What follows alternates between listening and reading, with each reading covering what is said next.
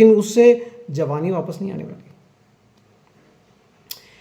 अब जीसस जो है उसने जो जुगाड़ किया है वो आपको बहुत ज़्यादा पैसा देने का जुगाड़ नहीं है। इसीलिए जो लोग बोलते हैं कि यह पैसे के लिए उसने कन्वर्ट कर लिया है, अरे पैसे के लिए कौन कन्वर्ट करेगा।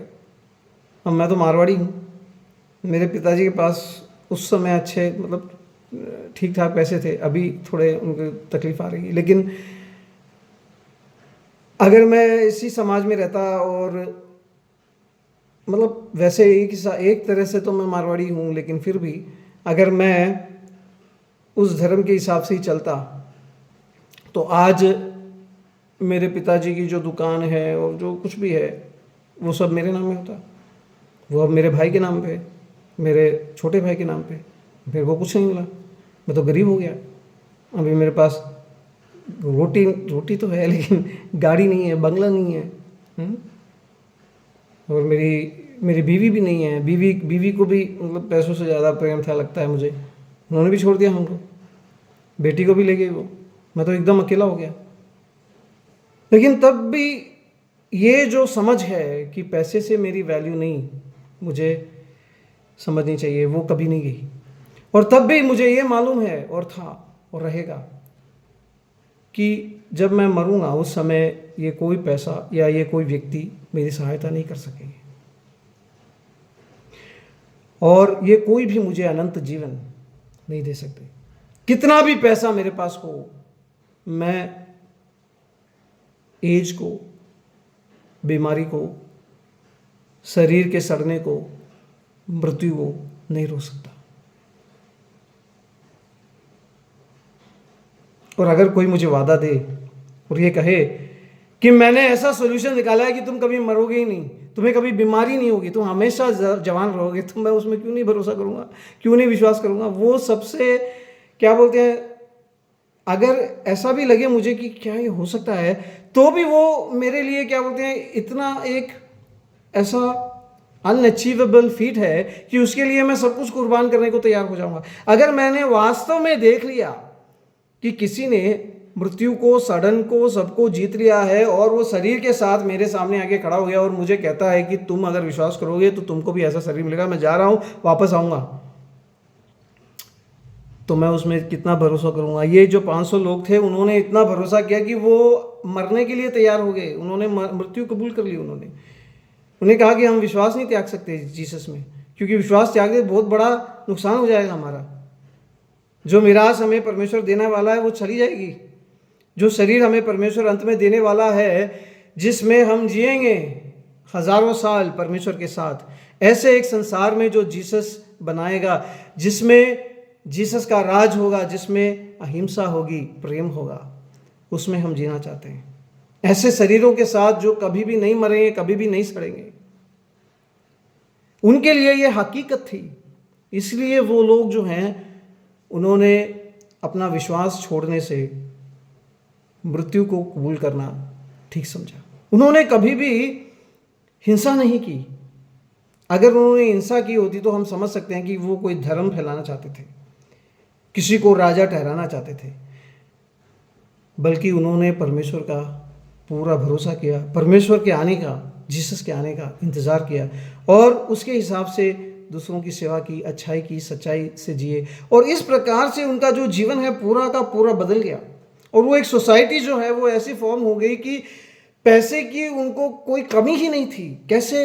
क्योंकि जब भी किसी को कमी महसूस होती थी तो कोई भी अपनी जो प्रॉपर्टी उसको बेच देता था और वो लाके इन प्रेरितों के पास में दे देते थे, और उसके द्वारा जिसको भी तकलीफ होती थी, जिसको भी कमी महसूस होती थी, उसको उसकी कमी जो है दूर की जाती थी। रोटी, कपड़ा, मकान सबको था, ऐसा कोई गरीब आदमी नहीं था।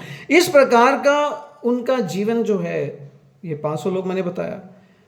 जब पवित्र आत्मा आया तो 120 लोग एक साथ एक घर के, एक मकान के ऊपरी कमरे में बैठ के परमेश्वर की प्रार्थना कर रहे थे। वो गीत गा रहे थे और इंतज़ार कर रहे थे उस अनुग्रह का जो इब्राहिम को परमेश्वर ने वादा दिया था, उस अनुग्रह का जो जीसस ने इनको वादा दिया था कि वो अनुग्रह आने वाला है, जिसके द्वारा श्राप जो है वो पूरी तरह से इंसानियत में से मिट जाएगा, आपके अंदर से मिट जाएगा, आपके परिवारों के अंदर से मिट जाएगा। श्राप क्या है? श्राप के द्वारा क्या आता है? अभी कई ऐसे प्रॉफिट हैं और कई ऐसे प्रॉफिट मेकिंग ईसाई लोग हैं, वो आपको कहेंगे कि शराब से की वजह से आपको काम नहीं मिल रहा है, आपको ये बीमारी हो गई, वो बीमारी हो गई। ये सब छोटी छोटी बातें हैं भैया। शराब से क्या आएगा? मृत्यु आएगी। श्राप से क्या आता है? सडन। श्राप से परमेश्वर का क्रोध, परमेश्वर से अलग हो, कोई प्रत्याशा या आशा आपकी नहीं है। डेथ बोले तो फुल स्टॉप। ये है श्राप का कंडीशन। उस कंडीशन में है पूरी पूरी इंसानियत, उस कंडीशन में। सिर्फ जीसस ने डेथ को जीता है और किसी ने नहीं जीता अभी तक। हम साइंटिफिक एक्सपेरिमेंट्स कर रहे हैं, लेकिन अभी तक हमने मृत्यु को नहीं जीता है। अगर कोई ऐसा साइंटिस्ट है वो मृत्यु को जीत ले और हमको दिखा दे कि हम मरेंगे नहीं कभी भी, तो हो सकता है और भी लोग जीसस की ओर जाने की वजह उसकी ओर जाएंगे। लेकिन आज का ट्रेंड क्या है, कल का ट्रेंड क्या था और हमेशा का ट्रेंड अब क्या रहने वाला है कि जीसस की ओर लोग जाएंगे। क्यों? क्योंकि मृत्यु को जीतने वाला और ऐसे शरीर देने वाला जो जिनकी कभी भी मृत्यु ना हो, वो सिर्फ जीसस है। परमेश्वर ने हमें इस धरती के लिए बनाया है यार। अगर परमेश्वर को हमें आत्मा के रूप में परमेश्वर के अंदर ही रखना था, तो वो धरती में हमको शरीर देके क्यों भेजते? इंसानियत की सृष्टि क्यों करते? परमेश्वर ने इंसानियत की सृष्टि इसलिए की क्योंकि परमेश्वर का प्रेम जो है वो एक क्या बोलते हैं, वो रिफ्लेक्ट होना चाहिए। जैसे अगर कोई आर्टिस्ट है, उसके मन में एक आर्ट आया है, एक अच्छा चित्र आया है, तो चित्र अपने मन में वो अगर सोचता रहेगा तो उसे क्या कुछ हो जाएगा? कुछ नहीं होगा। दूसरे क्या उसको महसूस कर सके? दूसरे क्या उसके जो चित्र की जो उसने कल्पना की है उसको समझ सकेंगे?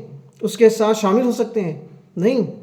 लेकिन जब वो चित्र बनाना शुरू करेगा और वो जो चित्र बनेगा, तो उसके साथ जो है लोग वो उसको क्या बोलते हैं, उसका मजा लेंगे, है ना। और जब वो चित्र बनेगा तब जो है उसकी खूबसूरती आएगी। वैसे ही परमेश्वर ने जब सृष्टि की रचना की, तो अगर परमेश्वर खुद हमेशा पिता पुत्र पवित्र आत्मा के रूप में रहना चाहते तो वो रह सकते हैं और किसी की जरूरत ही नहीं है परमेश्वर। लेकिन उन्होंने सृष्टि क्यों बनाई? इसलिए क्योंकि वो अपना एक्सप्रेशन करना चाहते हैं, वो अपने आप को दिखाना चाहते हैं अपनी महिमा के लिए। उसको हम कहते हैं महिमा। अपने महिमा के महत्व के लिए, अपनी कृपा की महिमा के लिए, अपने अनुग्रह के महिमा के लिए उन्होंने इस सृष्टि की रचना की है, ताकि वो कितने दयालु है, कितने कृपालु है, ये सृष्टि समझ सके उनको, वो कितने ब्यूटीफुल है, ये सृष्टि समझ सके। इसलिए परमेश्वर ने इंसानियत को बनाया। अब देखिए, अगर मेरे पिता माता मुझे नहीं बनाते तो वो मुझसे कितना प्रेम करते हैं ये मैं कैसे समझ पाता। अब माता पिता ने मुझे बनाया और उन्होंने पाल पोस के बड़ा किया, इसलिए मैं मुझे समझ में आया कितना प्रेम मेरे माता पिता मुझसे करते हैं। इसी वजह से मैं उनसे प्रेम करता हूँ। अगर मेरे माता पिता मुझसे हमेशा नफरत करते थे, मुझे हमेशा डांटते थे, मारते थे, और मतलब एक बार तो उन्होंने घर से बाहर निकाल दिया था जीसस में विश्वास करने की वजह से, लेकिन फिर से अपना लिया क्योंकि मैं उनका बच्चा हूँ, उनका शरीर हूँ मैं, राइट। अब उन्होंने मुझे अपना लिया, मैं अब उनके बुढ़ापे में उनके साथ हूँ। अब मम्मी चल नहीं सकती, उसको उठा के चलाना पड़ता है, और मम्मी दूसरों के हाथ का खाया हुआ खाना नहीं खाती, मेरे को बनाना पड़ता है। मुझे तो सेवा का एक अवसर मिल रहा है, ऐसा मैं सोच रहा हूँ। हालांकि मेरी ज़िंदगी में, खुद की ज़िंदगी में बहुत ट्रबल्स हैं क्योंकि वाइफ नहीं है, चाइल्ड नहीं है, कुछ नहीं है। आगे क्या होगा कुछ नहीं पता। लेकिन अभी देखिए, मेरी मम्मी को अभी वो नीचे गिर पड़ी और उसके पाँव में एक स्प्रेन हो गया, तो रोज़ सुबह उसके डायपर बदलने पड़ते हैं, उसको बाथरूम ले जाना पड़ता है, उसको नहलाना पड़ता है। ये सब काम मैं कर रहा हूँ। कभी कभी तो मैं रोते रोते करता हूँ, क्योंकि मैं मम्मी को इतनी तकलीफ़ में नहीं दे सकता। क्योंकि एक एक लड़के होते हैं ऐसे नहीं, जिनको अपने माता पिता से लगाव होता है, तो उनको बहुत तकलीफ़ होती है अगर वो अपने माता पिता को दिक्कत में देखे। तो ऐसा मेरे साथ हो जाता है, लेकिन फिर भी मुझे सेवा करने का मौका मिल रहा है, ऐसा मैं समझ के जितना मेरे से हो सकता है मैं करने की कोशिश करता हूँ। मेरा भाई भी है जो हमें पैसे भेज के सहायता करता है, वो कमा रहा है, उसमें हम खुश हैं। अभी कहने का मतलब ये है कि अगर इन लोगों ने मुझे नहीं बनाया होता तो इनके प्रेम को मैं कैसे समझ पाता। इसी प्रकार अगर परमेश्वर ने संसार को नहीं बनाया होता तो उसके प्रेम को हम नहीं समझ सकते। अब परमेश्वर ने हमें सृष्टि की रचना की और सृष्टि के बीचों बीच अपनी खूबसूरती दिखाने के लिए और अपनी महिमा दिखाने के लिए अपने प्रेम के स्वरूप में, अपने खुद के स्वरूप में अगर इंसान को बनाया है इतने प्रेम से, तो क्या परमेश्वर इस इतने अच्छे इस शरीर को और इस पूरे प्लान को फ्लॉप होने देंगे, जिसको दंड मिले और जो हमेशा मृत्यु में जिए और हमेशा कष्ट में रहे, हमेशा जिसका अपमान होता रहे, वो चाहेंगे परमेश्वर? नो, परमेश्वर ये चाहते हैं कि पूरी संसार जो है, परमेश्वर की पूरी जो सृष्टि है वो परमेश्वर का जो स्वरूप है, प्रेम और उज्ज्वलता और क्या बोलते हैं, क्रिएटिविटी, ब्यूटी, उसको रिफ्लेक्ट करे। इसीलिए परमेश्वर ने जो कुछ भी बीच में हुआ उस सब को क्या बोलते हैं, पूरी तरह से हटाने के लिए अपने आप को प्रकट किया, इंसानियत में मरे, पाप को माफ़ किया ताकि इंसान उनसे जुड़ सके, जी उठे, और ये उनको ऐलान किया कि वो वापस आने वाले हैं और सबको जी उठाने वाले हैं। उस समय जब जीसस वापस आएंगे, पूरी सृष्टि जो है जीसस के प्रेम से भरपूर हो जाएगी। अब आप मुझसे पूछोगे कि इतना कॉम्प्लिकेटेड प्लान बनाने की क्या जरूरत थी? पहले से ही इंसान को ऐसे बना दिया होता कि वो पाप ना कर सके। लेकिन उसमें भी बहुत बड़ी परमेश्वर की एक इच्छा है, वो ये है कि परमेश्वर खुद प्रेम करते हैं। प्रेम है। प्रेम जो है वो ऐसी चीज़ है जो अपने आप से आनी चाहिए, अंदर से आनी चाहिए। जो किसी को हम क्या बोलते हैं, तकलीफ दे के उसको हमसे प्रेम नहीं करवा सकते। जैसे कि वो डर के शाहरुख खान थे, जो मतलब दूसरों को बॉसी करके वो उनसे प्रेम करवाना चाहते थे लेकिन नहीं करवा सके। अभी प्रेम जो है वो अपने आप से आना चाहिए, अंदर से आना चाहिए, है ना। तो इंसानियत को परमेश्वर ने पूरा का पूरा फ्रीडम दे दिया कि ये मौत है और ये जीवन का रास्ता है। दो पेड़ बना दिए, तुमको जो चुनना है तुम चुनो। और इंसानियत जो है शैतान की बातों में आ गए और परमेश्वर से जो उनका संबंध था उसको ठुकरा दिया। परमेश्वर जितना अधिकार हमको भी चाहिए ऐसा समझ के, परमेश्वर के समान हम बनेंगे अधिकार में, स्थान में, ऐसा सोच के उन्होंने परमेश्वर के प्रेम को ठुकरा दिया और शैतान की बात को कबूल किया। मृत्यु उनके ऊपर आ गई। अगर पहले से ही अच्छा डिसीजन लिया होता इंसानियत ने तो वो मृत्यु नहीं आती। लेकिन ये कहानी किस लिए बनाई गई है? हमारी ये समझ के लिए कि सबके ऊपर अधिकार होना, अधिकार थोपना, यानी कि पावर होना, वो कोई बड़ी बात नहीं है, कोई अच्छी बात नहीं है। हम लोग वो चाहते हैं कि मेरे को सबसे पावरफुल बनाए, मैं बन जाऊं सबसे बड़ा, ये हमारी इच्छा है।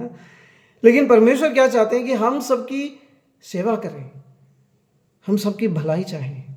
जो सबसे बड़ा है उसको सेवक बनना होगा, जो सबसे ऊंचा है उसको सबसे नीचे झुकना होगा। परमेश्वर का जो पावर है वो प्रेम है। परमेश्वर का पावर दूसरों के ऊपर रोब झाड़ना नहीं है, दूसरों से प्रेम करना है। अब ये प्रेम करना जो है वो इंसानियत को सीखना नहीं था, वो तो रोब झाड़ना चाहते। वो ऐसा सोचते हैं कि परमेश्वर हमारे पर रोब झाड़ रहा है, हमको भी रोब झाड़ना है। और वो जाके शैतान की बातों में आके रोब झाड़ने की जगह वो परमेश्वर ने उनको इतना श्राप दिया और उनको मेहनत करनी पड़ी। आज भी हम मेहनत कर रहे हैं, राइट, और मजदूरी कर रहे हैं और परमेश्वर से अलग हैं और हमको तकलीफ़ में जीना पड़ रहा है। बीमारियां होती है, मृत्यु आती है, सड़न होती है, और क्या बोलते हैं, कितने कितने दर्द हैं संसार में, वो सब हमारे ऊपर आ गए हैं। लेकिन ये कुछ भी नहीं होता, लेकिन अब हो गया है क्योंकि परमेश्वर ने इंसान को पूरा फ्रीडम दे दिया कि तुम अगर चाहो तो मेरा प्रेम चुन सकते हो और मुझसे प्रेम कर सकते हो। तुम अगर चाहो तो मेरे प्रेम को ठुकरा के अपने बड़े स्थान से और अधिकार से प्रेम कर सकते हो। जैसा वो कहते हैं कि at the top there is loneliness. इंसान जो है सबसे ऊपर पहुंचना चाहता था और वो परमेश्वर से ही अलग हो गया और लोनली हो गया। वो लोनलीनेस आपको भी महसूस हो रही है, मुझको भी महसूस हो रही है, पूरी इंसानियत को महसूस हो रही है। वो अंदर से आ रही है, क्योंकि हम परमेश्वर से जुड़ना चाहते हैं। परमेश्वर ने हमें इस प्रकार बनाया है कि हम हमेशा परमेश्वर को चाहें। जैसे परमेश्वर ने कहा कि स्त्री को जब श्राप दिया तो स्त्री को कहा कि तुम हमेशा, मतलब तुम्हारे अंदर ये आग्रह रहेगा, ये इच्छा रहेगी कि कोई मर्द मेरी जिंदगी में हो। हर स्त्री के अंदर वो है, नहीं है मुझे नहीं मालूम, क्योंकि मैं स्त्री नहीं हूँ, लेकिन मैंने ऐसा समझा है कि हर स्त्री जो है वो एक मर्द को अपने साथ